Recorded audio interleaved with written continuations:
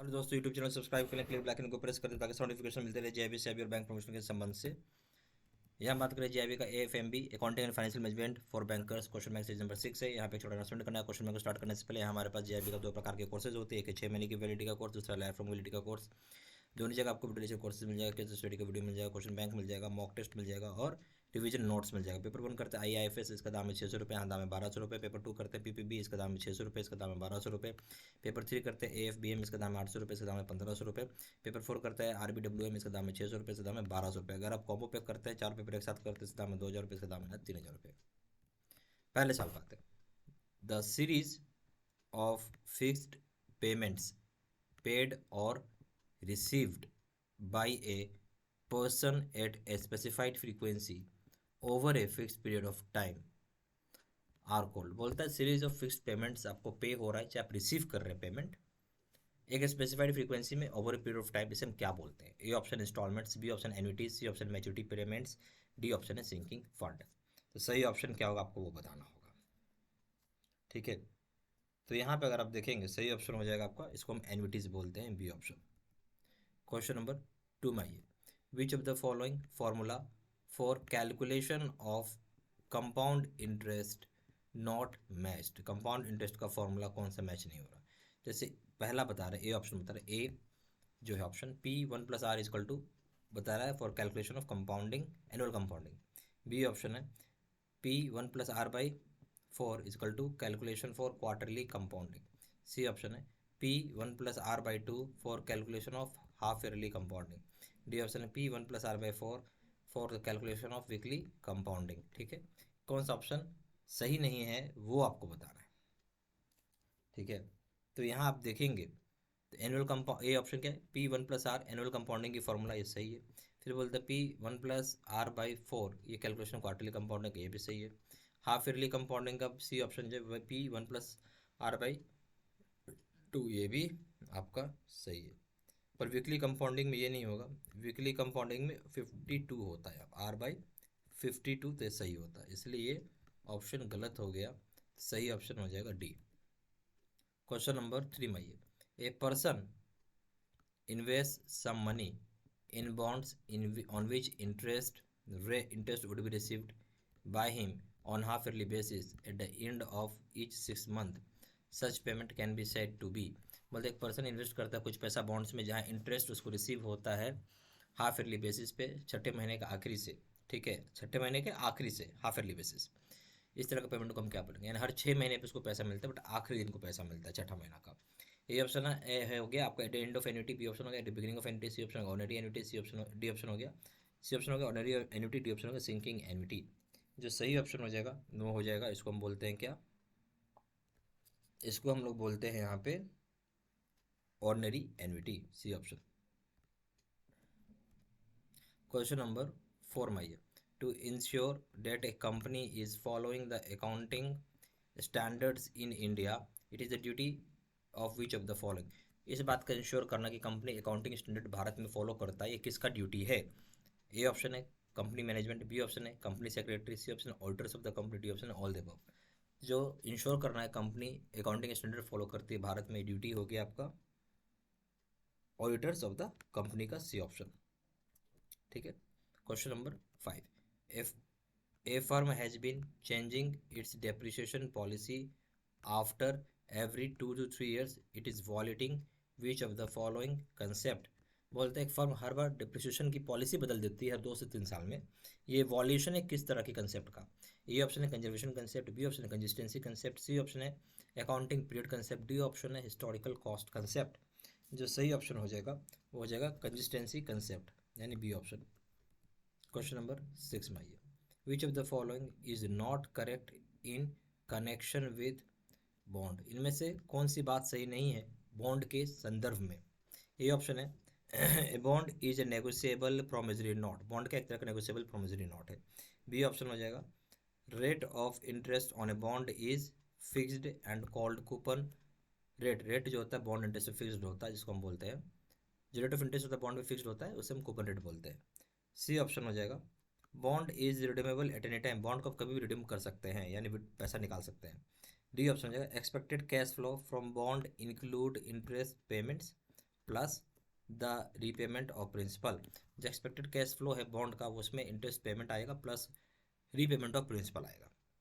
तो अब इसमें पूछ रहा कौन सा बात सही नहीं है, आपको वो बताना होगा। बॉन्ड का एक तरह का नेगोशिएबल प्रोमिसरी नोट है, ये बात सही है, ठीक है। बी ऑप्शन हो गया, rate of interest on a bond is fixed called coupon rate. Coupon rate उसी को बोलते जो बॉन्ड पे इंटरेस्ट रेट फिक्स किया रहता है, ये बात भी सही हो गया। फिर हो जाएगा आपका bond is redeemable at any time. Bond को आप रिडीम कर सकते हैं किसी भी समय में, ये भी बात। आप बॉन्ड को क्या कर सकते हैं, रिडीम कर सकते हैं हम किसी भी समय, ऐसा नहीं है बॉन्ड को रिडीम नहीं कर सकते हैं किसी भी समय में, उसका एक पीरियड होता है।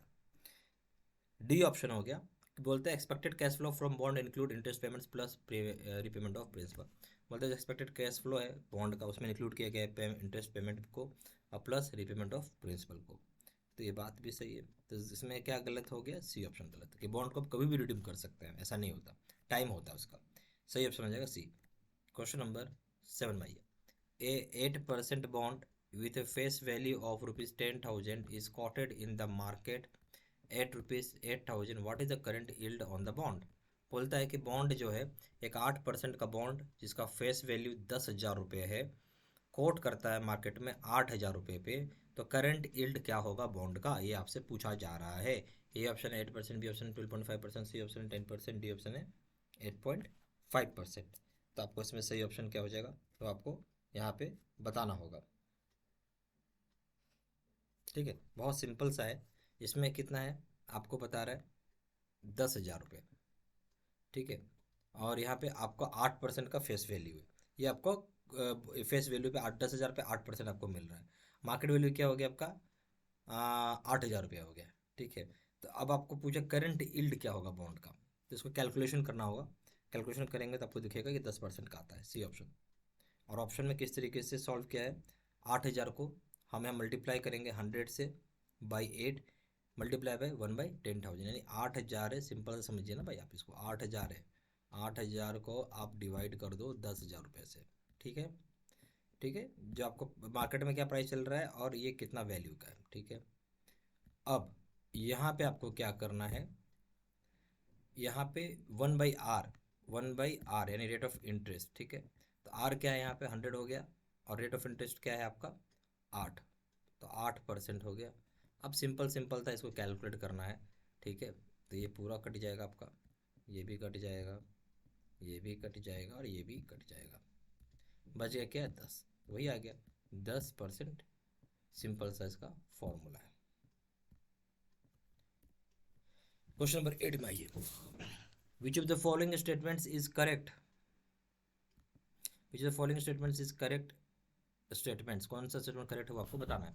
ये ऑप्शन है, where the required rate is equal to the coupon rate the value of the bond is equal to its par value.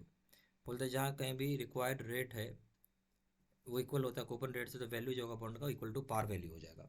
B option है, where the rate of return is greater than the coupon rate the value of the bond is less than its par value. जहाँ कहीं भी rate of return ज़्यादा होता है coupon rate से, value होता है बॉन्ड का कम होता है पार वैल्यू से।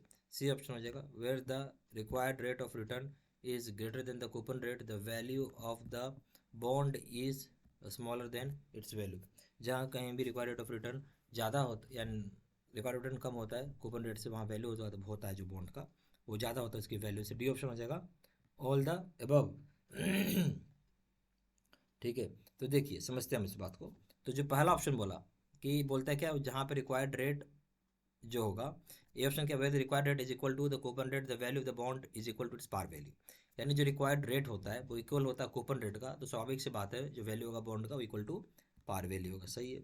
बी ऑप्शन बोलता है कि where the required rate of return is greater than the coupon rate the value of the bond is cheaper, value of the bond is less than its par value. जहाँ पे कहीं भी rate of return अगर ज़्यादा हो जाएगा coupon rate से, जो वैल्यू होगा बॉन्ड का कम होगा पार वैल्यू से, ये बात भी सही है। डी सी ऑप्शन आइए, बोलता है कि जहाँ where the rate of return is less than the coupon rate the value of the bond is greater than its value. जहाँ कहीं भी रेट ऑफ रिटर्न कम होता है कूपन रेट से, वहाँ वैल्यू जो होगा बॉन्ड का ज़्यादा होगा उसकी वैल्यू से, ये बात भी सही है। सही ऑप्शन हो जाएगा D all the above. Question number 9 में आइए।